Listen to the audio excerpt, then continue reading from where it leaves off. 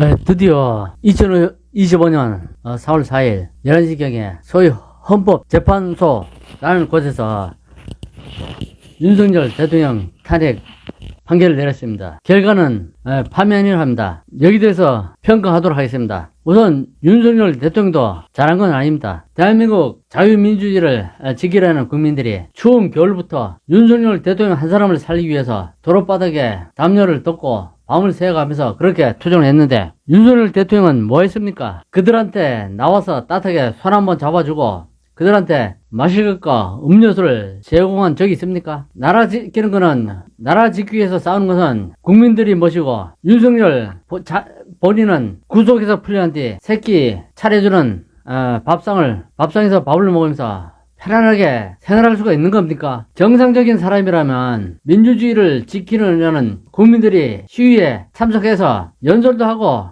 그들을 격려하고 그들과 같이 종북 반국악 세력에 대한 투쟁에 앞장서야 했습니다. 투쟁이 국민들이 못이 아닙니다. 당사자가 나와가지고 같이 투쟁의 열기를 올려야 되는데 전혀 입 쳐닫고 아무 말도 안 하고 들어앉아 있다는 겁니다. 그러니 헌법재판소 재판관, 저희 좌파 재판관들이 법률을 따서 판결하는 게 아니고 대중의 여론에 휩쓸려서 파면 결정을 내린 겁니다. 헌법재판관 그들은 인간이 아닙니다. 한마디 개돼지입니다. 개돼지. 나는 헌법재판관 8명 하는 거 보니까 동네 개들도 헌법재판관 다 할 수 시키면 다 합니다. 능력도 없는 것들이 뭐 헌법재판관 한다고 들어앉아가지고 국민의 세금 받아먹으면서 저것들이 어디 인간입니까 저게. 대한민국은 세계의 악질이 있습니다. 좌파 사법 카르텔이라고 또 부정부패 선관위 카르텔 다음에 종북 주사파 카르텔 이 세 개의 카르텔이 대한민국을 망치고 있습니다. 이런 악마 사탄 같은 이 좌파 카르텔 이들이 살아있는 한 대한민국은 안전하지 않습니다.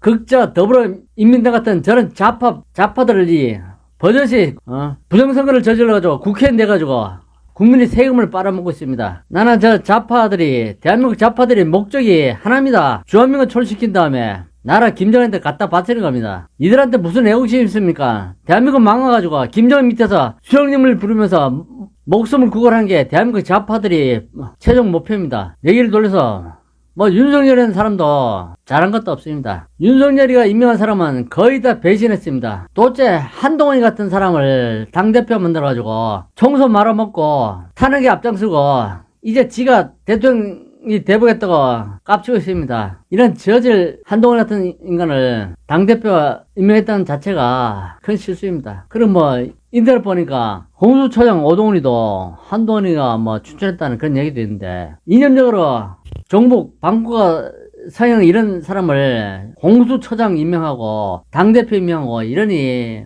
뭐가 되겠습니까? 뭐가 되겠어. 그리고 국민의힘에 보면은 한 20 몇 명 중에 탄핵에 앞장섰습니다. 이들은 배신자입니다. 차라리 민주당 가서 200 밑에서 일하는 게 낫습니다. 다음에 헌법 재판관들입니다. 사상적으로 민주주의에 적합하지 않은 인간들이 어쩌게 대법관이 됐는지 정말 수수께끼입니다. 사법부가 온통 좌파들 밥 먹고 사는 데입니다. 밥 먹고 사는데 헌법 재판관들의 판결은 한마디로 말하면 엉터리입니다. 엉터리. 탄핵이 아니고 기각되고 각하돼야 되는데 무슨 탄핵 인용한다고. 아이고. 차라리 동네 개를 헌법 재판관이 시켜야 됩니다.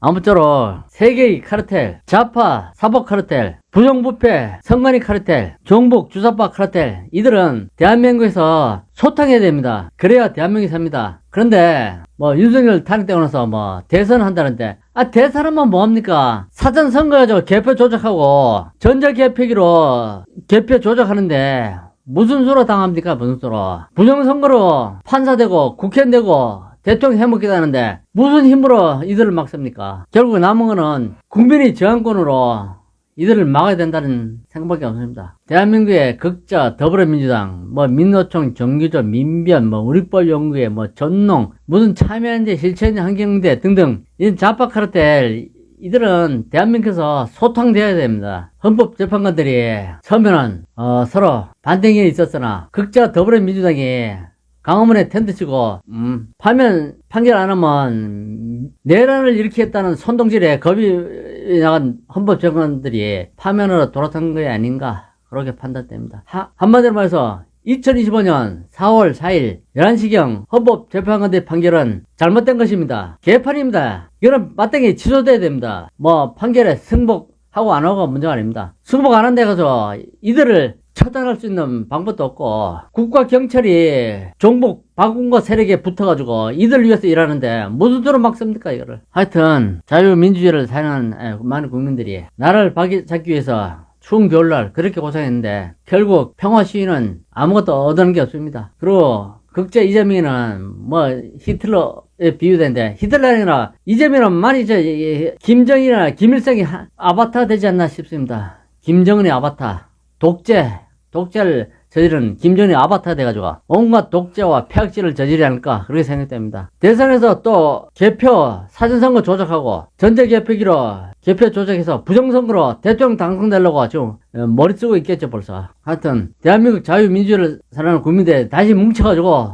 다시 투쟁해야 됩니다. 근데 윤석열에 대해서는 이만 끌어내고 윤석열은 끝났습니다. 투쟁력도 없고 서울사령교회 정건 목사를 만나주지 않고 그들과 손잡는 걸 두려워하는 윤석열이가 무슨 소용이 있습니까? 윤석열은 떨어내고 다시 새 몸으로 투쟁해야 됩니다. 더 이상 뭐 탄핵 무효 반대 이런 거 외칠 필요 없고 외쳐봐야 소용도 없고, 윤석열 본인 자체가 투쟁하고 싸우려는 의지가 없습니다. 이런 사람을 뭘 믿고 투쟁합니까? 다 그만두고 새로운 마음으로 다시 새로운 목표를 정해서 투쟁해야 된다고 그렇게 본인은 판단됩니다. 이상입니다.